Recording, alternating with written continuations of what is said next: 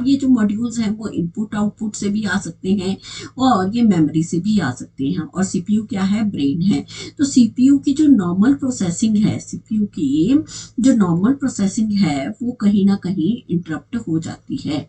ठीक है, इट में be either clicking a mouse, ठीक है, चाहे हम माउस को क्लिक करते हैं तो क्या हो गया, ये बाहर से इंटरप्ट आया, हार्डवेयर के थ्रू इंटरप्ट आया। ठीक है, ड्रैगिंग अ कर्सर, अब ये कर्सर के थ्रू आ गया। ठीक है, प्रिंटिंग अ डॉक्यूमेंट, ठीक है, मुझे कोई डॉक्यूमेंट प्रिंट करना है, पेजेस खाली हो गए, पेजेस खत्म हो गए, तो वो क्या है, that is again a interrupt. Requirement क्यों है इंटरप्ट की, अब भाई इंटरप्ट है लेकिन फिर भी रिक्वायरमेंट है। चलिए पढ़ते हैं क्या है इंटरप्ट की रिक्वायरमेंट। कहते हैं कि external devices are comparatively slower. अब सीपीयू तो फास्ट है, लेकिन ये जो एक्सटर्नल डिवाइसेस हैं जैसे आईओ डिवाइस है वो क्या है, कंपैरेटिवली स्लो है than CPU. So there is no interrupt. CPU would waste a lot of time for wasting the external devices to match its speeds with that of the CPU. ठीक है, CPU से जितनी भी external devices हैं उसका speed का क्या है, मिसमैच है। So this decreases the efficiency of the CPU. इससे क्या हो जाता है, सीपीयू की एफिशिएंसी जो है वो डिक्रीज हो जाती है। Hence, interrupt is required to eliminate these limitations. ठीक है, तो इंटरप्ट हमें यहाँ पर रिक्वायर्ड होता है कि ताकि ये जो लिमिटेशंस हैं किसी ना किसी तरह से, कि भाई अगर किसी को इंटरप्ट आ गया, किसी को कोई प्रॉब्लम है तो वो सीपीयू को कॉल करता है कि मेरे पास ये इंटरप्ट है या मेरी ये प्रॉब्लम है, प्लीज इसको सॉर्ट आउट कर दो। ठीक है, विद इंटरप्ट क्या होता है कि suppose CPU instruct printer to print a certain document. ठीक है, सीपीयू ने कहा, इंस्ट्रक्ट करता है कि इस डॉक्यूमेंट को प्रिंट कर दो, मतलब प्रिंटर यूजर की कोई कमांड है जो सीपीयू को उसने कहा कि print this document, while printer does it's task. अब प्रिंटर क्या कर रहा है, वो अपना काम कर रहा है, तो सीपीयू एंगेजेस इन एग्जीक्यूटिंग अदर टास्क। तो सीपीयू उतने टाइम में कुछ और पार्ट को एग्जीक्यूट कर सकता है ना। अगर जब तक आप ये काम कर रहे हो तब तक मैं कुछ और काम कराता हूँ, वही काम हमारा यहाँ सीपीयू कर रहा है। When printer is done with its given work, it tells CPU that it has done with its work। ठीक है, तो जैसे ही उसका काम खत्म हो जाता है प्रिंटर के बाद, तो हम सीपीयू में क्या होता है, यहाँ पर क्या हो जाती है, जॉब क्यू हो जाती है, जॉब क्यू। ठीक है, जॉब क्यू क्या है, मान लीजिए एक जॉब 1 है, एक जॉब 2 है, एक जॉब 3 है, इसी तरह से मल्टीपल जॉब्स जो हैं वो क्यू में लगी हुई है। ऑटोमेटिकली होगा क्या कि जब ये जॉब्स कंप्लीट होंगी तो वो 1 बाय 1 धीरे धीरे सीपीयू के, और ये कहाँ चले जाएंगी, प्रिंट बफर में चली जाएगी। ठीक है, ये कहाँ जाएगी, प्रिंट बफर में। जैसे जैसे जॉब कंप्लीट होती जाएंगी वैसे वैसे वो अपने एग्जिट स्टेट पे चली जाएंगी। ओके, ठीक है, तो इसी तरह एडवांटेजेस क्या हो जाते हैं, चलिए, it increases the efficiency of the CPU. ठीक है, अब इंटरप्ट आने से हुआ क्या, अब मान लीजिए कि आपकी गाड़ी बिल्कुल ठीक चल रही है, फिर भी आपने देखा होगा कि हम डिवाइसेस की क्या करते हैं, सर्विसेज करवाते हैं। सर्विसेज क्यों करवाते हैं, ताकि आप जो भी व्हीकल यूज कर रहे हैं, ठीक है, आप जो भी व्हीकल यूज कर रहे हैं, आप जो भी अप्लायंस यूज कर रहे हैं, बिल्कुल जब वो रुक जाएगा तब थोड़ी हम सर्विस करवाने जाएंगे, हम तब जाएंगे ताकि हमारी जो एफिशिएंसी है वो मशीन की बिल्कुल एग्जैक्ट रहे। तो एडवांटेज होता है इंटरप्ट का कि हो सकता है इन फ्यूचर अभी ये प्रॉब्लम नहीं है, लेकिन हो सकता है आगे ये प्रॉब्लम आ जाए, तो हम पहले से ही उसको सर्विस करवाते हैं ताकि हमारी जो भी सिस्टम है, यहाँ पर क्या है, सीपीयू है, तो उससे एफिशिएंसी इंप्रूव हो जाएगी। And it decreases the waiting time of CPU. ठीक है, और इससे सीपीयू का जो है वो वेटिंग टाइम जो है, यानी कि मान लीजिए आप किसी राइड पे जा रहे हैं, कहीं घूमने जा रहे हैं, और आपकी गाड़ी जो है उससे पहले, आप निकलने से पहले क्या करते हैं कि गाड़ी की सारी सर्विस करवा लेते हैं, उसकी प्रॉपर जो भी पार्ट्स हैं उसको चेक करवा लेते हैं, फ्यूल टैंक फुल करवा लेते हैं, ताकि अगर कहीं रास्ते में पेट्रोल खत्म हो गया तो मुझे कहीं वेट ना करना पड़े, मुझे कहीं पेट्रोल टैंक ना मिले या पेट्रोल पंप ना मिले जहाँ मैं अपना उसमें पेट्रोल फिल करवा सकूं, तो वेस्टिंग ऑफ टाइम होगा। तो उससे पहले ही हम क्या करते हैं, जो भी सीपीयू के रिक्वायर्ड जो भी प्रोसेसेस हैं उसको पहले से ही उस इंटरप्ट्स को धीरे धीरे रिमूव करने की कोशिश करते हैं, ताकि अगर इन फ्यूचर अगर इंटरप्ट आता भी है, ठीक है, अब मान लीजिए कुछ एक रिक्वायर्ड डिवाइसेस होती हैं, उस इंटरप्ट को हम इग्नोर नहीं कर सकते, तो वो इंटरप्ट आना बहुत जरूरी है। मान लीजिए हम सिस्टम में कोई वायरस आ जाए, कोई अटैक हो जाए, ठीक है, या मान लीजिए कोई हार्डवेयर का एरर आ जाए, तो उस चीज को हमें निकलने के लिए सीपीयू का जो टाइम है वो वेस्ट ना हो, ठीक है। और क्या करते हैं हम, stop the wastage of instruction cycle. अब जितने ज्यादा हमारे पास टाइम यहाँ पर ज्यादा कंज्यूम होगा, तो इंस्ट्रक्शन यहाँ पर सीपीयू की क्या होंगी, इंस्ट्रक्शन साइकिल्स वेस्ट होंगी। तो ये एडवांटेज है कि इंटरप्ट आएगा तो हम उसको किस तरह से एग्जीक्यूट करेंगे, किस तरह से वो पार्ट लेगा। धीरे धीरे आपको ये सारा टॉपिक एट द एंड तक क्लियर हो जाएगा। नेक्स्ट आ जाता है कि डिसएडवांटेजेस क्या होते हैं, कि CPU has to do lots of work to handle the interrupt. अब सीपीयू क्या करेगा, सीपीयू को बेचारे को सारा काम करना पड़ रहा है, फास्ट तो है ही है, लेकिन वो हैंडल भी कर रहा है इंटरप्ट्स को, ठीक है। रिज्यूम इट्स प्रीवियस एग्जीक्यूशन, मतलब अगर वो किसी एक पर्टिकुलर स्टेट पे जा रहा था, ये सारी स्टेट्स है, यहाँ तक उसने कुछ प्रोग्राम को, कुछ पार्ट को एग्जीक्यूट किया, यहाँ आके उसको इंटरप्ट मिल गया। अब पहले क्या करेगा, वो इंटरप्ट की प्रायोरिटी बहुत ज्यादा थी, तो वो सबसे पहले इस इंटरप्ट को एग्जीक्यूट करेगा। इंटरप्ट को एग्जीक्यूट करने के बाद वापस वो फिर से उस प्रोग्राम की एग्जीक्यूशन को करेगा, ठीक है। एंड इससे क्या हुआ कि ये जो इंटरप्ट हैंडल करने में जो टाइम लगा, वो बन गई आपकी ओवरहेड। क्या बन गई, overhead to handle the interrupt, ठीक है। इस इंटरप्ट को हैंडल करने के लिए उसे क्या करना पड़ रहा है, ओवरहेड पे करनी पड़ती है, ठीक है। नेक्स्ट चलिए अभी इसी पार्ट को हम डिटेल में करते हैं कि इंटरप्ट होता क्या है। इंटरप्ट होता है एक तरह का signal emitted by the hardware और द सॉफ्टवेयर, ठीक है। चाहे वो हार्डवेयर दे रहा है, चाहे सॉफ्टवेयर दे रहा है, चाहे कोई एक्सटर्नल डिवाइस दे रही है, चाहे वो इंटरनल इंटरप्ट है। तो व्हेन अ प्रोसेस और an event needs immediate attention, ठीक है, कोई इमीडिएट अटेंशन, आप जा रहे हैं रास्ते में आपको चोट लग गई, तो आप सबसे पहले आप चलते ही थोड़ी जाएंगे, आपको क्या चाहिए, सबसे पहले अगर आपको चोट लगी है तो आप फर्स्ट एड अप्लाई करेंगे, ठीक है। तो इमीडिएट अटेंशन चाहिए, इसी तरह आपके सिस्टम को भी, कि किसी चाहे हार्डवेयर पार्ट में इंटरप्ट है, चाहे सॉफ्टवेयर के थ्रू इंटरप्ट आया, तो इसी तरह से सिग्नल जो है वो मिल जाता है, ठीक है। अब आप लोगों ने देखा होगा कि जब आप सिस्टम अपडेट कर रहे हैं, कई बार विंडोज अपडेट की ऑप्शन आती है, वो भी एक इंटरप्ट है, क्योंकि कॉन्टिन्यूस रनिंग में या आपका कोई हमने एक्सटर्नल हार्ड डिस्क लगाई, तो एकदम वो पूछता है कि स्कैन करना है, ठीक है। अगर आप उस स्कैन करते हैं या आपसे वो क्वेश्चन पूछेगा कि क्या मैं इसको रन कर लूँ विदाउट विदाउट स्कैनिंग, ठीक है। तो होगा क्या कि वो एक इंटरप्ट है, लेकिन हो सकता है आपने रन कर दिया विद स्कैन, ठीक है। पेन ड्राइव को आपने रन कर दिया विद स्कैन, तो होगा क्या कि अगर उस पेन ड्राइव में वायरस है तो ऑटोमेटिकली वो इंटरप्ट अच्छा है, क्यों, क्योंकि वो आपके जो प्रोग्राम एग्जीक्यूशन या सिस्टम के लिए हो सकता है may be problematic will be in the future, ठीक है। An external input output signal और an instruction can suspend normal flow of execution, ठीक है। एक्सटर्नल इनपुट आउटपुट सिग्नल क्या होता है कि जो नॉर्मल फ्लो हो रहा है उसको सस्पेंड कर देना, flow of execution, and go to ISR, ठीक है। अब यहाँ पर एक बड़ी अच्छी सी चीज है, इसको बोलते हैं हम इंटरप्ट सर्विस रूटीन। जिस तरह से मैंने आपको एग्जांपल दिया था कि अगर गाड़ी खराब हो जाए, उससे गाड़ी खराब करने से पहले ही मुझे क्या करना है, उस गाड़ी को सर्विस करवा लेना है।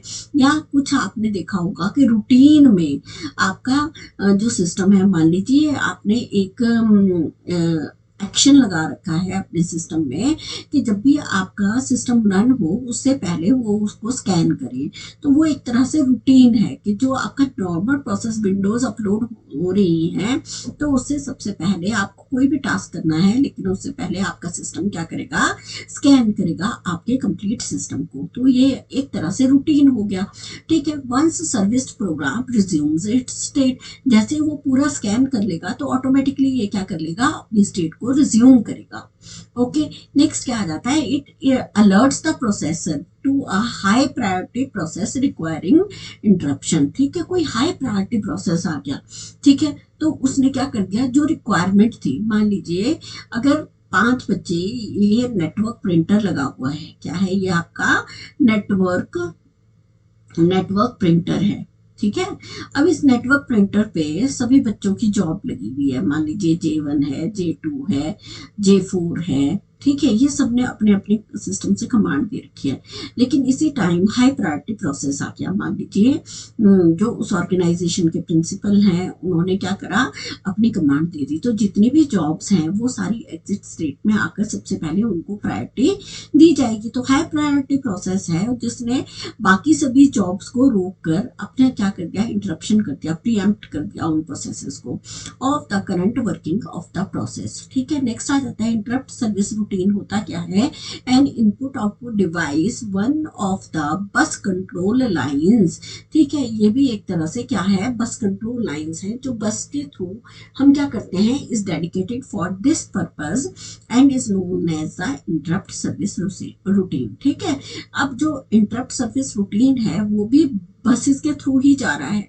ठीक है, जितने भी कनेक्टेड डिवाइसेस हैं वो सारी किसके थ्रू कनेक्ट है, बस के साथ। और उसी बस में कुछ क्या है, हमारे पास कंट्रोल लाइंस हैं। कंट्रोल लाइंस क्या कर रही है, कंट्रोल कर रही है कि किस डिवाइस ने किसको डेटा देना है, अब कौन सी डिवाइस अपना डेटा फॉरवर्ड कर रही है, कहीं कोलिजन नहीं होना चाहिए। तो इस तरह की जो प्रोसेसेस होते हैं उन सबको चेक करने के लिए सिस्टम क्या करता है, डेडिकेटेड बस कंट्रोल लाइंस होती हैं जो इंटरप्ट सर्विस रूटीन को चेक करके रखता है और पर्पस उसका सॉल्व करता है। While the processor is handling the interrupt, it must inform the devices that its request has been recognized so that it stops sending the interrupt request signal। ठीक है, अब ऐसा तो है नहीं कि मान लीजिए किसी डिवाइस ने सीपीयू, यहाँ सीपीयू है आपका और किसी डिवाइस ने यहाँ पर आपको इंटरप्ट भेजना शुरू करा, एक बार भेजा, अभी सीपीयू बिजी है, फिर दोबारा भेज दिया उसने 2 मिनट बाद, फिर दोबारा भेज दिया। तो होगा क्या कि इससे बार बार जो है उससे क्या होगा कि प्रॉब्लम ज्यादा क्रिएट हो जाएगी। तो इंटरप्ट रिक्वेस्ट सिग्नल उसे सबसे पहले भेजना होता है कि उसने, ये जो डिवाइस है ये क्या करेगी, ये अपना इंटरप्ट रिक्वेस्ट भेजेगी। अब इंटरप्ट जो रिक्वेस्ट भेजी, ठीक है, तो जब ये इंटरप्ट रिक्वेस्ट सीपीयू को मिल गई तो सीपीयू क्या करेगा, ठीक है, उसको एक्नॉलेज कर देगा। जब एक्नॉलेजमेंट कर दी तो एक्नॉलेजमेंट सिग्नल उसको भेज देगा कि हाँ भाई मुझे पता लग गया कि आपको कोई प्रॉब्लम है, इस डिवाइस को कोई प्रॉब्लम है जहाँ से कोई इंटरप्ट आ रहा है, मैंने उसको एक्नॉलेज कर लिया है, बट मैं उसको अभी मतलब वो उसको हैंडल करने की कोशिश कर रहा है। तो इससे क्या होगा कि इंटरप्ट जो सिग्नल है वो बार बार नहीं भेजा जाएगा उस डिवाइस के द्वारा। ठीक है, नेक्स्ट आ जाता है interrupt service routine. A small program or a routine that when executed services the corresponding interrupting source is called the interrupt service routine। ठीक है, किसी को भी सर्विस की रिक्वायरमेंट है तो उसके लिए हम इंटरप्ट सर्विस रूटीन्स जो है वो जनरेट करते हैं। इस तरह की सर्विसेज जो प्रोवाइड की जाती हैं उसको बोलते हैं इंटरप्ट सर्विस रूटीन। जैसे आपने कोई नई गाड़ी परचेज की, उसके बाद बोलते हैं जी आपको 3 सर्विसेज जो है वो फ्री मिलेंगी, तो वो सर्विस रूटीन में आ जाती है कि जब तक आपने गाड़ी खरीदी है उसके विद इन 1 ईयर जो है, मान लीजिए आपको गाड़ी की 3 सर्विसेज मिलेगी, तो वो रूटीन में आ गया। अब इसी तरह जितने भी सिस्टम है, सीपीयू क्या करेगा, बार बार हर सिस्टम के पास, डिवाइस के पास जाके चेक करता है, एक मॉड्यूल रन करता है जिसको इंटरप्ट सर्विस रूटीन बोलते हैं। वो चेक करेगा कि हाँ जी किसी डिवाइस को किसी तरह की कोई प्रॉब्लम तो नहीं है। ठीक है, तो इसी तरह नेक्स्ट आ जाता है आपके पास interrupt latency. Interrupt latency, latency का मतलब सिंपली डिले होता है कि कब आपको इंटरप्ट एक्नॉलेज हुआ और कब जाके उसका पार्ट एग्जीक्यूट हुआ, कब इंटरप्ट वो जो सर्विस थी वो एग्जीक्यूट होनी शुरू हुई। तो इसको समझ लेते हैं, the delay between the time and interrupt is received, कब सीपीयू को इंटरप्ट रिसीव हुआ and the start of the execution of the interrupt service routine.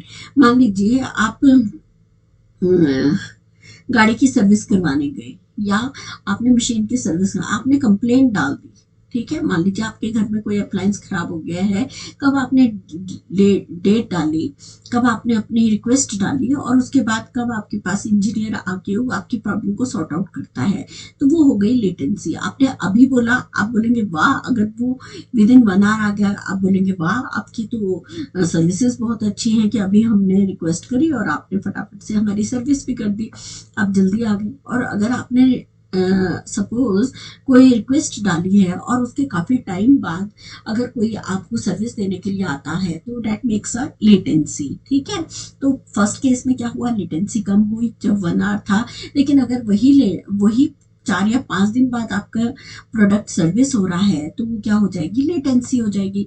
तो ये देखिए यहाँ पर क्या है, सिंपल प्रोग्राम है, प्रोग्राम का फ्लो है। अभी इंस्ट्रक्शन 1 2 3 4, ये 4 इंस्ट्रक्शंस जो हैं वो रन हो रही हैं। उसके बाद हुआ क्या कि जैसे इंटरप्ट आया तो ये रूटीन में क्या करेगा, इन सारे जो मतलब जो इसका नॉर्मल एग्जीक्यूशन थी कि 4 के बाद 5 पे जाना था, लेकिन इंटरप्ट आने के बाद जितने भी इंटरप्ट की स्टेटमेंट्स हैं उन सबको चेक करेगा, रन करेगा, है ना। और रन करने के बाद फिर से वापस अपने उसके normal execution of the program flow it will run, ठीक है। तो इस तरह से आपके पास इंटरप्ट वर्क करता है और इंटरप्ट सर्विस रूटीन में काम चलता है।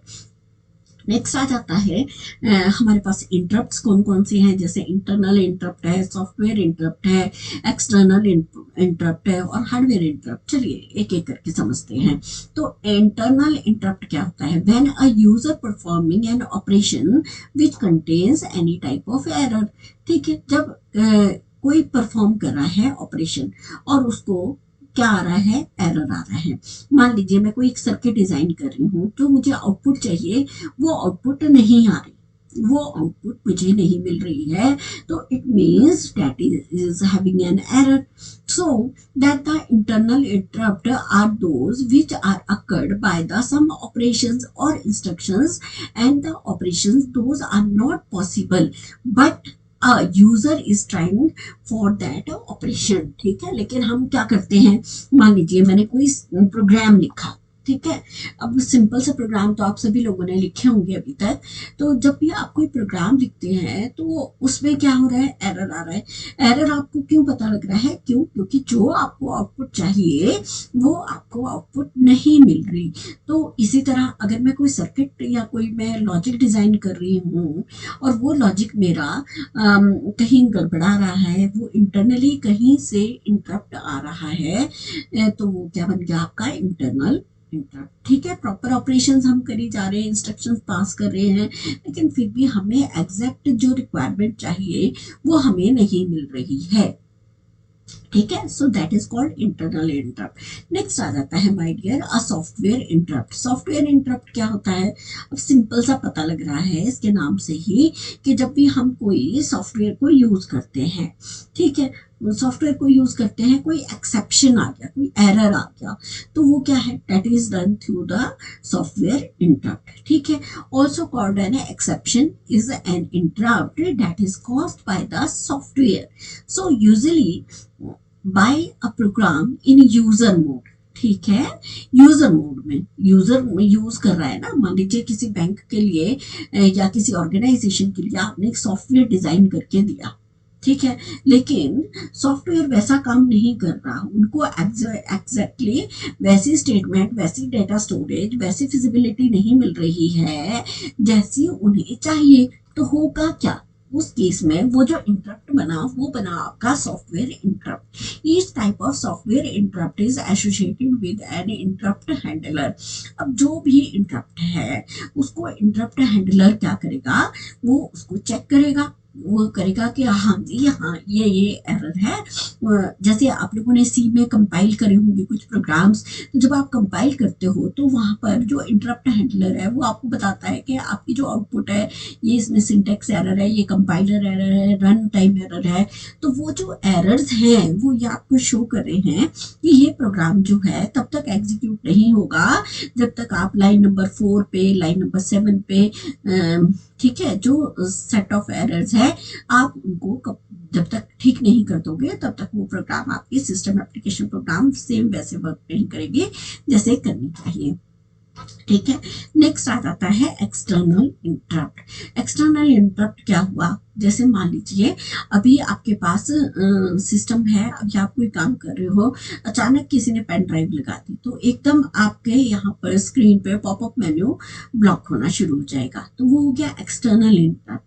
ठीक है, या आपने प्रिंटिंग करनी है, प्रिंटिंग हो रही है आपकी सिस्टम के साथ, लेकिन हो क्या रहा है कि कार्ट्रिज सिस्टम ट्रे में जो है, प्रिंटर के ट्रे में पेपर खत्म हो गए। पेपर खत्म हो गए तो हुआ क्या, उसने फिर से एक इंटरप्ट शो करना शुरू कर दिया। तो जो इंटरप्ट प्रिंटर के थ्रू आ रहा है, जो किसी external output device, input output devices के थ्रू आ रहा है, माउस क्लिक करने की वजह से आ रहा है, अब जैसे मैं यहाँ करूँगी या कुछ करूँगी तो यहाँ पर भी कई बार स्क्रीन पे कुछ और पॉपअप मेन्यू शो होना शुरू हो जाता है, तो उसको क्या बोलते हैं, उसको बोलते हैं हम एक्सटर्नल इंटरप्ट।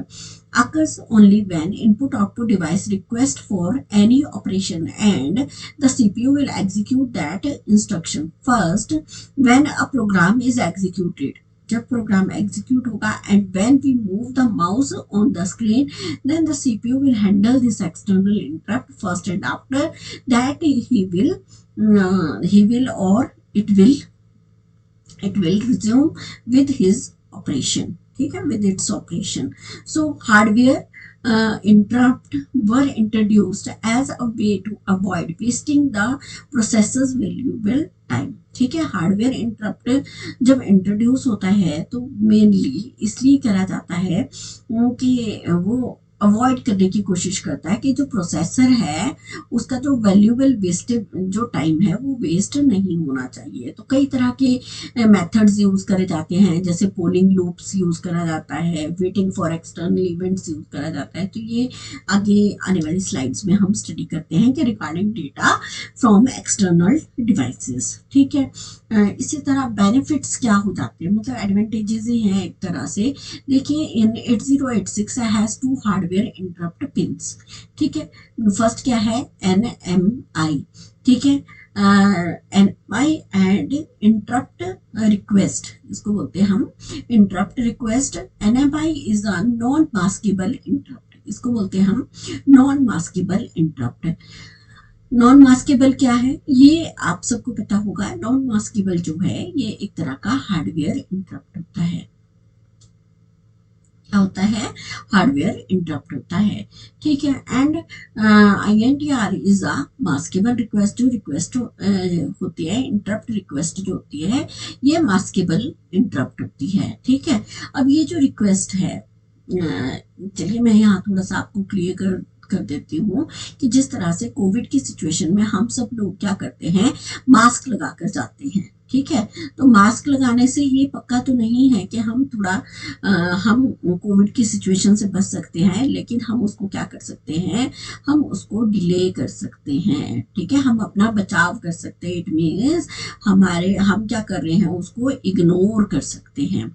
तो ये जो रिक्वेस्ट होती है इसको डिले और इग्नोर किया जा सकता है। ठीक है, जिसको हम मास्केबल, मतलब जो मास्केबल इंटरप्ट होते हैं उनको हम डिले और इग्नोर कर सकते हैं।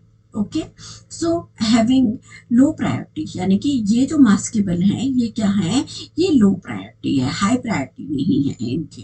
ठीक है, लेकिन हार्डवेयर इंटरप्ट से कोई ऐसा इंटरप्ट आ गया जिसको सबसे पहले हमें रिक्वेस्ट को, या उसकी प्रायोरिटी पे डिपेंड करता है कि हमें उसको सबसे पहले सर्विस करना पड़ेगा, तो वो हाई डिमांडिंग हो जाएगा। One more interrupt pin associated with INTA, इसको बोलते हैं इंटरप्ट एक्नॉलेजमेंट। ठीक है, इसको क्या बोलते हैं हम, interrupt acknowledgement. Okay dear students, सबसे पहले बात आती है इंटरप्ट प्रोसेस की। बिकॉज ऑफ 3 पोटेंशियल सोर्सेज, किससे आ रहा है? एक आ रहा है हार्डवेयर से, एक आ रहा है प्रोसेसर से, एक आ रहा है सॉफ्टवेयर से। हार्डवेयर से आ रहा है तो इसको बोलते हैं interrupt request Saint from device two processor. ठीक है, डिवाइस से प्रोसेसर की तरफ जा रहा है तो इसको बोलते हैं हार्डवेयर इंटरप्ट। ठीक है, एक्सेप्शन यानी कि ये जो है ट्रैप है sent from the processor to the processor. ठीक है, एक प्रोसेसर से दूसरे प्रोसेसर के थ्रू जो हम डेटा जो भेज रहे हैं, जो हाई सबसे ज्यादा इंपॉर्टेंट होता है ये आपका ट्रैप। नेक्स्ट आ जाता है software. Software interrupt instruction loaded by processor. ठीक है, जब भी लोड करा हमने, कोई प्रोग्राम लोड करा और उसकी लोडिंग में कहीं प्रॉब्लम है या उसकी प्रॉपर वैसी एग्जीक्यूशन नहीं मिल रही या प्रॉपर वैसी आउटपुट फाइल हमें नहीं मिल रही जो जैसी हमें चाहिए, या सॉफ्टवेयर के किसी वर्किंग मॉड्यूल में कोई प्रॉब्लम आ गई तो that is called the software interrupt. तो अभी इसमें क्या करेगा प्रोसेसर हॉल्ट्स थ्रेड एग्जीक्यूशन। ठीक है, प्रोसेसर क्या करेगा, एक छोटा सा थ्रेड, एक छोटा सा पार्ट उसका प्रोग्राम का सब मॉड्यूल जो है वो रन करेगा, जो इस वो क्या होगा कि प्रोसेसर को वो थोड़ी देर रोक देगा कि भाई कोई इंटरप्ट आ गया है, तो जो उसका नॉर्मल वर्किंग रूटीन था, जो प्रोसेसर काम कर रहा था, वो उसको भी थोड़ी देर के लिए रोक देगा। फिर क्या होगा, प्रोसेसर क्या करेगा, सेव करेगा थ्रेड की स्टेट को। आप मान लीजिए कोई काम कर रहे हैं, काम करते करते अचानक लाइट चली जाए तो आपकी जो फाइल्स होती हैं वो ऑटो रिकवर्ड फाइल आती हैं। ठीक है, जब रिकवर करेंगे तो इट मीन्स कि उस टाइम जो एरर आया, मान लीजिए पावर फेलियर का एरर आया, तो उस टाइम प्रोसेसर ने क्या करा, जो भी आप काम कर रहे थे उसको रिकवरिंग स्टेज पे उसकी स्टेट को सेव कर लिया। ठीक है, नेक्स्ट क्या हुआ, प्रोसेसर एग्जीक्यूट्स इंटरप्ट हैंडल। तो प्रोसेसर क्या करता है, इंटरप्ट रिक्वेस्ट हैंडलर को रिक्वेस्ट करता है कि हाँ जी ये किस तरह से रिक्वेस्ट को सेव किया जाएगा। Processor resumes thread execution. Processor क्या करेगा, रिज्यूम करेगा थ्रेड की एग्जीक्यूशन को, ताकि वो जो सब मॉड्यूल हमने रन किया है वो फिर से थ्रेड एग्जीक्यूट कर सके। ठीक है, चलिए जो आपने अभी तक जो इंटरप्ट पढ़े हैं उसी की फर्दर कैटेगराइजेशन है। इसको देख के घबराइए मत कि अभी तक तो 3 बताए थे, अब ये ज्यादा हो गए। ठीक है, वही सब पार्ट है लेकिन हमें स्टडी करना है। नेक्स्ट है टाइप्स ऑफ इंटरप्ट। फर्स्ट है hardware interrupt, software interrupt, vectored interrupt, non vectored interrupt, maskable interrupt and non maskable interrupts. ठीक है, हार्डवेयर इंटरप्ट क्या होता है, हार्डवेयर इंटरप्ट होता है here all of the devices are connected to the interrupt request line. जितने भी devices होंगे ना उन सबके साथ एक इंटरप्ट रिक्वेस्ट लाइन भी कनेक्टेड होगी। यानी कि बसेस में जब हम सिस्टम बस की बात करते हैं या डिफरेंट टाइप्स ऑफ बसेस की बात करते हैं, सिस्टम बस के अंदर ही address bus, data bus, control bus, तो यहीं पर हमारे पास एक इंटरप्ट रिक्वेस्ट लाइन भी होती है कि ताकि अगर किसी भी डिवाइस को कोई प्रॉब्लम हो तो वो डायरेक्टली प्रोसेसर को क्या करे, अब प्रोसेसर से पहले बस पे अपनी वो इंटरप्ट रिक्वेस्ट जो है वो जनरेट करते हैं किसी पिन के थ्रू। ठीक है, अब ये पिन्स कौन कौन सी होती हैं वो हम आगे स्टडी करेंगे। और A single request line is used for all the end devices। ठीक है, सिंगल रिक्वेस्ट लाइन जो होगी वो सभी जितने मर्जी डिवाइसेस हो, एक रिक्वेस्ट लाइन सबकी प्रॉब्लम्स को सॉर्ट आउट करने के लिए, जितने भी डिवाइसेस की प्रॉब्लम है वो सब उस रिक्वेस्ट लाइन पे अपनी अपनी प्रॉब्लम्स डाल देंगे। To request and interrupt a device closes its associated switch. ठीक है, जितने भी इंटरप्ट्स आएंगे वो एसोसिएटेड स्विच के साथ आएंगे। मतलब अगर प्रिंटर की प्रॉब्लम है तो प्रिंटर के एसोसिएटेड स्विच के साथ आएगी। रैम की प्रॉब्लम है तो रैम के एसोसिएटेड स्विच के साथ आएगी। ठीक है, तो जितने भी हमने एक्सटर्नल डिवाइसेस लगा रखी हैं, या हम पेन ड्राइव कनेक्ट करें या मैं एक्सटर्नली कोई भी हार्डवेयर कनेक्ट करूँ, तो वो उस हार्डवेयर का स्विच होगा, वो रिकॉग्नाइज करेगा सीपीयू और वो इंटरप्ट सर्विस रूटीन लाइन पे वर्क करेगा। ठीक है, when the device request an interrupt the value of interrupt routine is the logical of the request from individual devices. ठीक है, तो इस तरह से इंटरप्ट रिक्वेस्ट जो है वो इंडिविजुअल डिवाइसेस से कनेक्ट हो जाती है through the interrupt service routine. ठीक है, अब चलिए सीक्वेंस पढ़ लेते हैं हम। पहले सीक्वेंस क्या है, handling of the interrupt service request, IR ये है, डेट इज और IRQ, ये क्यू जो है, RQ जो है, डेट इज योर रिक्वेस्ट। ठीक है, सो इंटरप्ट सर्विस रिक्वेस्ट। ठीक है, so device raise an interrupt service, मतलब कोई डिवाइस है जिसने इंटरप्ट रिक्वेस्ट जनरेट करी। Processor interrupts the program, processor ने क्या करा, प्रोग्राम को इंटरप्ट कर दिया। करंटली बीइंग एग्जीक्यूटेड, जो भी काम करंटली एग्जीक्यूट हो रहा है उसके बीच में ही प्रोसेसर ने इंटरप्ट सिग्नल क्या कर दिया, जनरेट, प्रोसेसर के पास इंटरप्ट सिग्नल चला गया। अब हुआ क्या कि the device is inform that its request has been recognised and device deactivates the request signal. ठीक है, ठीक है, activates device, the device is informed that its request has been recognized। ठीक है, अब जो सीपीयू को पता लग गया, सीपीयू ने एक तरह का एक्नॉलेजमेंट दे दिया कि हाँ जी आपकी डिवाइस का जो भी एरर था, जो भी इंटरप्ट आ रहा है वो सीपीयू ने रिकॉग्नाइज कर लिया है। तो जो रिक्वेस्टिंग डिवाइस है वो क्या कर देगी, इस पार्ट को डीएक्टिवेट कर देगी। नहीं तो क्या होगा, थोड़ी देर बाद फिर से वो सीपीयू को एक इंटरप्ट भेज देगी कि और वही मेरा इंटरप्ट आ गया, फिर थोड़ी देर बाद फिर इंटरप्ट आ गया। तो उससे क्या होगा, सीपीयू जो उसके नॉर्मल वर्किंग रूटीन है उसमें उसे बहुत प्रॉब्लम आएगी। ठीक है, तो इससे क्या हो जाएगा कि जैसे ही रिक्वेस्ट एक्सेप्ट होगी तो वो it will deactivates the request signal, the requested action is perform. ठीक है, जो भी रिक्वेस्टेड एक्शन है, जो भी इंटरप्ट आया है सीपीयू उसको हैंडल करेगा और उस पर एक्शन परफॉर्म कर देगा। द इंटरप्ट इज इनेबल्ड, जैसे इंटरप्ट इनेबल होगा and the interrupted program is resumed. ठीक है, जो भी सीपीयू या जो भी प्रोग्राम है उसकी नॉर्मल वर्किंग जो भी है वो प्रॉपरली वर्क करना शुरू कर देगी, है ना। तो ये इससे क्या हो गया कि काम जो है वो इजी हो गया, है ना, काम इजी हो गया। ये किस तरह से हमें काम करना है, किस तरह से प्रोसेसर में वर्क करना है, तो ऑटोमेटिकली काम क्या हो गया यहाँ पर, इजी हो गया और स्टेट जो है वो रिज्यूम हो गई।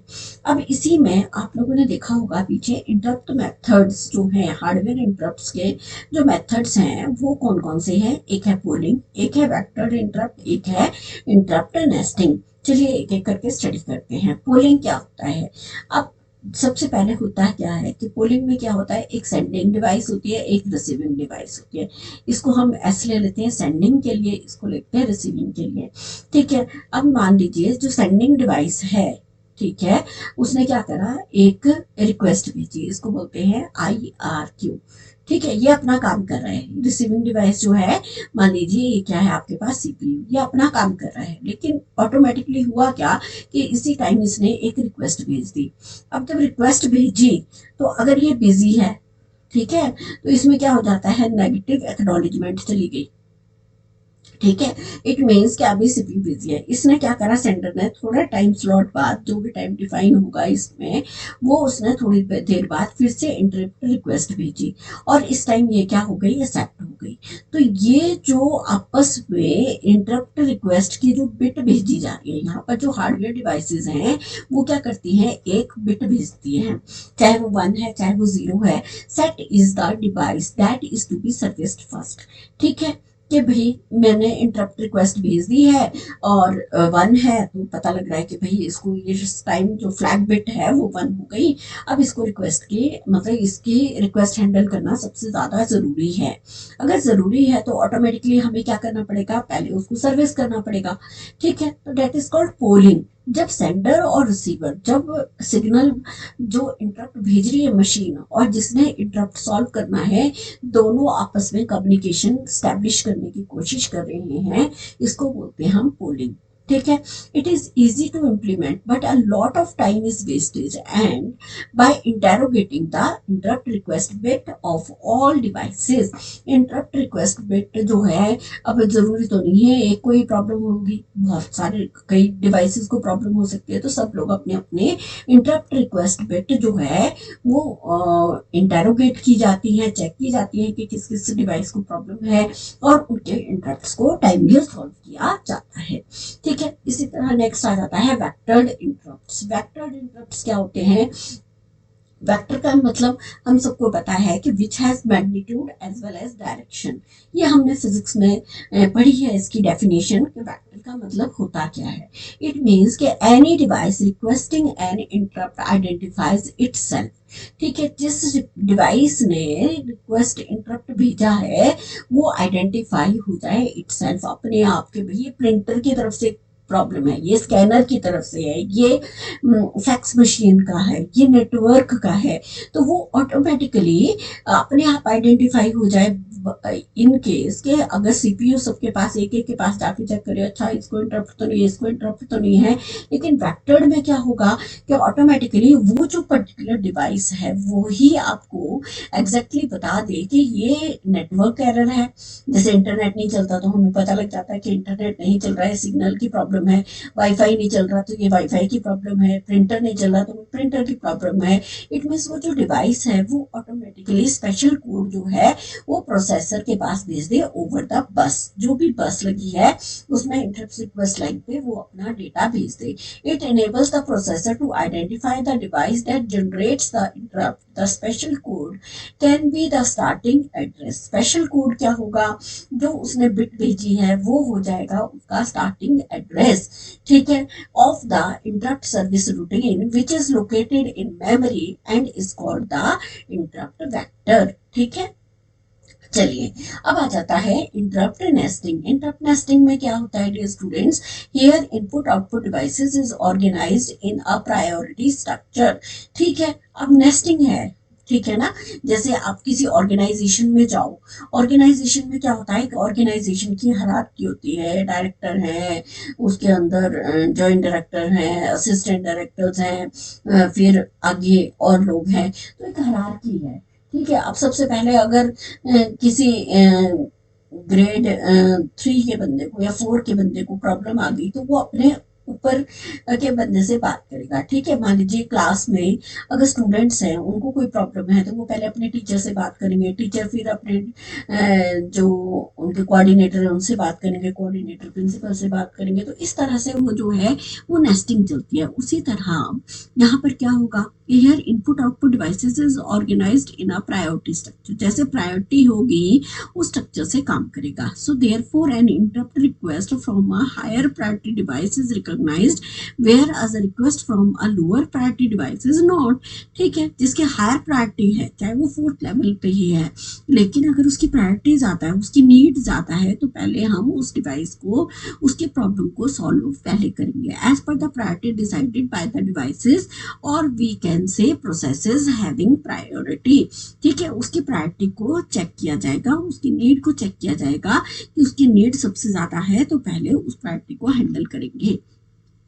ठीक है डियर स्टूडेंट्स, ये कुछ मैंने डिफरेंसेस आप लोगों के लिए यूज करे हैं. Difference between the interrupt and polling. Interrupt क्या होता है? Device notices the CPU that it requires it's attention. ठीक है. इसमें क्या है? सीपीयू को उसके अटेंशन चाहिए. लेकिन पोलिंग में क्या है? In polling CPU steadily checks whether the device needs attention. ठीक है. कि पोलिंग में क्या कर रहा है कि मान लीजिए ये जो दो डिवाइसेस हैं, पोलिंग में सीपीयू ने चेक करके देख लिया कि अच्छा ये डिवाइस है, अच्छा इसको अटेंशन के इसने इंटरप्ट रिक्वेस्ट लाइन पे अपना सिग्नल भेजा हुआ है तो मैं इसकी इंटरप्ट को पहले सॉल्व करूं. तो इसने इस टाइम जब सीपीयू इसकी प्रॉब्लम को सॉल्व कर रहा है, ठीक है, सीपीयू मान लीजिए ये रिसीवर है और ये सेंडर है, तो जब सीपीयू इस डिवाइस की प्रॉब्लम को सॉल्व कर रहा है तो it means it needs an attention. ठीक है, ये जो डिवाइस है वो अपनी अटेंशन मांग रही है, तो पोलिंग इस टाइम इन दो डिवाइसेस के बीच में हो रही है, सीपीयू और जो भी डिवाइस है उसके बीच में पोलिंग हो रही है। तो इट मीन सीपीयू इस टाइम बिजी है इसकी प्रॉब्लम सॉर्ट आउट करने के लिए। ठीक है, नेक्स्ट क्या हो जाता है, an interrupt is not a protocol. Interrupt जो है वो कोई प्रोटोकॉल नहीं है, it is a hardware mechanism. ठीक है, क्या हार्डवेयर में कोई प्रॉब्लम आ गई तो वो कोई प्रोटोकॉल नहीं है, लेकिन it isn't a hardware mechanism, it is a protocol. Polling क्या है, पोलिंग अपने आप में एक प्रोटोकॉल है। ठीक है, the device is serviced by the interrupt handler. ठीक है, इंटरप्ट हैंडलर क्या करेगा, उस डिवाइस को सर्विस करने के लिए एक हैंडलर रूटीन रन करेगा ताकि इंटरप्ट सर्विस हो जाएगा। पोलिंग में क्या होगा, the device is serviced by the CPU. Device को सर्विस कौन करेगा, सीपीयू करेगा। क्यों, जिसने रिक्वेस्ट जनरेट करी है, सीपीयू सबसे पहले उसके साथ पोलिंग की एस्टैब्लिश करेगा। ठीक है, नेक्स्ट क्या हो जाएगा, interrupt can take place at any time. Interrupt को कभी भी जनरेट हो सकता है, लेकिन पोलिंग के लिए क्या होगा, CPU steadily checks the devices at regular और प्रॉपर इंटरवल। ठीक है, जैसे मान लीजिए सीपीयू ने एक मेन सर्वर है, ठीक है, एक मेन सर्वर है जिसपे सभी लोग, जितने भी सभी डिवाइसेस हैं वो इस सेंट्रलाइज सर्वर के साथ कनेक्टेड हैं। ठीक है, अब ये सारी डिवाइसेस क्या कर रही हैं, जिसने किसी इस सर्वर पे जाके डेटा सेव करना है, किसी ने इससे डेटा की रिक्वेस्ट करनी है, किसी ने यहाँ पर कुछ फाइल चेक करनी है।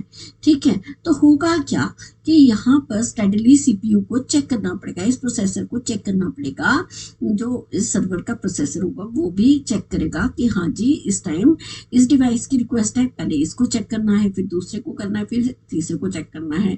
तो वो वन बाय वन इस पे एक मैकेनिज्म स्टैब्लिश कर दिया जाता है, जिससे ये आफ्टर मान लीजिए 2 nano second, for example 2 nano second में सभी डिवाइसेस पे बारी बारी जाएगा, उसकी रिक्वेस्ट को स्टडी करेगा और उसको सॉल्व करने की कोशिश करेगा। ठीक है, so interrupt request line is used as the indication for indicating that the service requires servicing. ठीक है, कोई भी जो डिवाइस है, डिवाइस रिक्वायर्स सर्विसिंग, कोई भी डिवाइस है उसको सर्विस की रिक्वायरमेंट है। बट पोलिंग में क्या होता है, कमांड रेडी बिट। ठीक है, कमांड जो है वो एक रेडी बिट जो है वो भेज देता है सीपीयू को। Is used an indication for indicating that device requires servicing. ठीक है, तो वो डिवाइस को सर्विस करने की अपनी, मतलब मेरी कोई अगर कोई डिवाइस कनेक्टेड है सीपीयू के साथ और उसमें कोई एरर आ रहा है, तो वो डिवाइस क्या करेगी, एक अपनी रेडी बिट भेज देगी कि हाँ जी मुझे कुछ प्रॉब्लम की रिक्वायरमेंट है। ठीक है, जो ये प्रॉब्लम है उसकी सर्विस की रिक्वायरमेंट है, प्रॉब्लम की नहीं सर्विस की रिक्वायरमेंट है। So an in interrupt processor is simply distributed once any device interrupts is. ठीक है, जो भी वंस चेक करेगा और उसको बोलेगा ठीक है इंटरप्ट है तो उसको हैंडल करेगा। But polling processor waste countless processor cycles. ठीक है, जैसे इसने मान लीजिए यहाँ पर 3 डिवाइसेस हैं, 2 नैनो सेकेंड्स इसको दिए, तो 6 नैनो सेकेंड के बाद वो फिर से इस डिवाइस पे आ जाएगा। तो इससे क्या होता है, अगर मान लीजिए इस डिवाइस को सर्विस की रिक्वेस्ट नहीं है, ठीक है, इसको भी नहीं है, तो ये जो 4 नैनो सेकेंड्स जो हैं, जो सीपीयू की साइकिल्स हैं, वो यहाँ पर वेस्ट हो गए। लेकिन सर्विस की रिक्वायरमेंट तो इस डिवाइस को थी, तो ये इसको सर्विस करेगा। लेकिन क्योंकि इसका प्रोटोकॉल इस तरह से डिफाइन है कि इसे बारी बारी जाकर सबसे पूछना है कि हाँ भाई आपको सर्विस के यहाँ तो कोई एरर नहीं है, कोई रिक्वेस्ट तो नहीं है, यहाँ कोई एरर तो नहीं है, यहाँ कोई रिक्वेस्ट तो नहीं है। ठीक है, तो इससे क्या हो रहा है कि सीपीयू के साइकिल्स जो हैं वो वेस्ट हो रहे हैं। ठीक है dear students, so in interrupt processor is simply disturbed once any device interrupts it. ठीक है, कोई भी डिवाइस जो है वो एक बार इंटरप्ट हो रही है तो उसको चेक करना। And polling processor waste countless processor cycles. ठीक है, तो आई होप आपको ये समझ आया होगा। नेक्स्ट आ जाते हैं हम सॉफ्टवेयर इंटरप्ट पे। सॉफ्टवेयर इंटरप्ट पे क्या है, टोटल नंबर क्या है 8।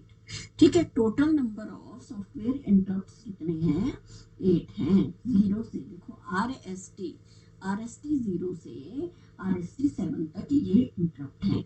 ये इसके क्या है, वेक्टर एड्रेसेस है। ठीक है, जो सॉफ्टवेयर इंटरप्ट्स हैं वो वेक्टर एड्रेसेस को यूज कर रहे हैं।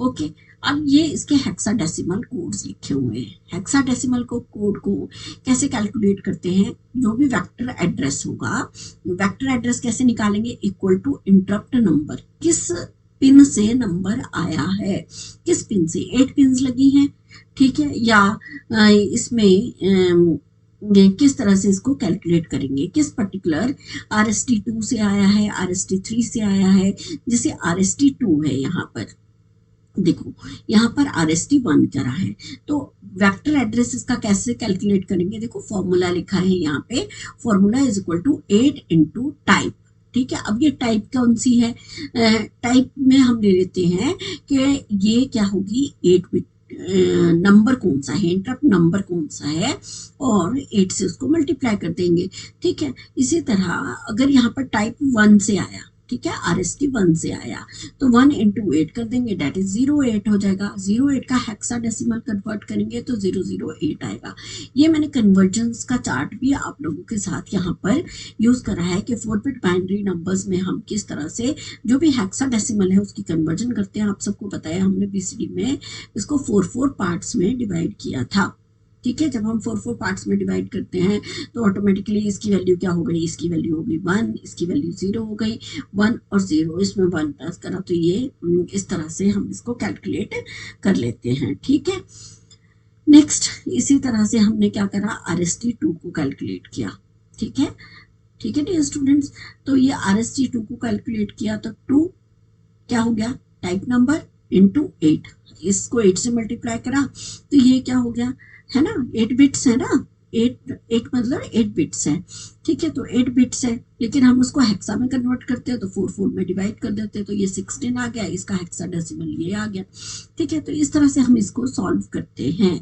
Okay my dear students, next आ जाता है vectored interrupt. Vectored interrupt are those which have fixed vector address, जिसका एक फिक्स्ड वेक्टर एड्रेस है, यानी कि स्टार्टिंग एड्रेस और सब रूटीन, स्टार्टिंग एड्रेस ऑफ सब रूटीन। जब भी वो सब रूटीन रन होगा तो उसका एक फिक्स्ड स्टार्टिंग एड्रेस जो है वो शो होना शुरू हो जाता है, and after executing this program control is transfer to that address, ठीक है। कंट्रोल जो है वो ट्रांसफर हो जाएगा उस एड्रेस के लिए। The vectored interrupt allows the CPU to be able to know that ISR to carry out in the software memory, ठीक है। तो वो सॉफ्टवेयर मेमोरी से लाया जाएगा। अब यहाँ पर क्या हो रहा है, देखो vectored address are calculated by the formula 8 into type, ये हमने पिछली वाली स्लाइड में किया है। अब यहाँ पर देखिए, यहाँ पर टोटल कितनी हुई, देखो 6 इंटरप्ट पिन्स इन 8085, कितनी है देखो, 1 2 3 4 5 6, ये 6 इंटरप्ट्स हैं, है ना। और ये यहाँ पर क्या होगा, ये जो माइक्रो प्रोसेसर है, यहाँ पर आप लोगों ने देखा होगा कि कई बार ना प्रोसेसर्स के पास यहाँ पर कुछ इस तरह से ग्लिटर्ड वे में कलर होता है, जैसे ग्रीन कलर होता है वहाँ पे, ठीक है। तो ये जब हाईलाइटेड से होती है, इट मीन्स ये क्या है, यहाँ पर पिन्स होती हैं, ठीक है। तो यहाँ पर जब इंटरप्ट की बात करते हैं तो वेक्टर्ड इंटरप्ट में आपके पास कितनी है, टोटल 6 इंटरप्ट पिन्स हैं, जो हम 8085 माइक्रो प्रोसेसर की बात कर रहे हैं, ठीक है। अब कौन सी है, ट्रैप RST 7.5, ठीक है, RST 6.5, RST 5.5 are vectored interrupt and it tells the CPU where the subroutine is present, ठीक है। सबरूटीन कहाँ पर प्रेजेंट है, कहाँ से मतलब किसका पार्ट मुझे जो है वो रन करना है। 7.5 की तरफ से एरर आ रहा है, पहले इसको चेक करेंगे, ठीक है। इसी तरह where trap is a non maskable interrupt, ठीक है। ट्रैप जो है वो आपके पास क्या है, नॉन मास्केबल है, इट मीन्स हम इसको इग्नोर नहीं कर सकते। मास्क लगा के तो हम इग्नोर कर रहे थे ना, डिले कर सकते थे, लेकिन ट्रैप ऐसा इंटरप्ट है हार्डवेयर का जिसको हम नॉन मास्केबल बोलते हैं, इसको हम इग्नोर नहीं कर सकते। It consist of both levels as well as the edge triggering edge and is used in critical power failure condition, ठीक है। critical power failure condition हो जाएगी तो ट्रैप एरर आना शुरू हो जाता है, ठीक है। कोई भी ऐसा हार्डवेयर एरर होगा जो ट्रैप है उसको हम इग्नोर नहीं कर सकते। INTA क्या होता है, एक्टिव लो, ठीक है। इसको क्या बोलते हैं, signal to the peripheral. Signal किसको दे रहे हैं, पेरिफेरल को। Vectored address of particular interrupt is stored in program counter. ठीक है, वेक्टर का address of the particular interrupt is stored in a program counter. Program counter में वेक्टर का एड्रेस जो है किस पर्टिकुलर पार्ट से आया है, वो काउंटर धीरे धीरे इंक्रीमेंट करता रहेगा, आगे चेक करता रहेगा कि काउंटर में नेक्स्ट वैल्यू किसकी आएगी, किसको अब मुझे चेक करना है। ठीक है, और the processor executes an interrupt service routine. Counter को भूलना नहीं, काउंटर वैसे ही है जैसे आपकी क्यू में जितने लोग लगे होते हैं, तो हम बोलते हैं मेरा ना बस अभी वेट करो, अभी मेरा 10वां नंबर है।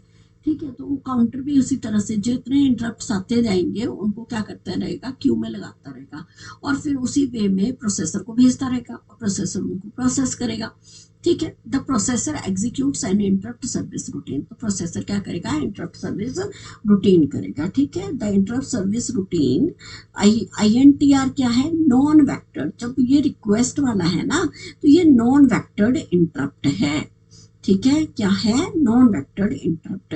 Here ISR is a hardwired means from where we have to calculate the address and it wants to do some work from CPU। कुछ काम करवाना चाहता है CPU से, but it does not tell from where the subroutine is placed। ठीक है, जो request वाला है ना INTR, ये इसमें ये नहीं पता लगता CPU को कि ये किस पार्ट से आ रहा है, इसका सबरूटीन कहाँ है।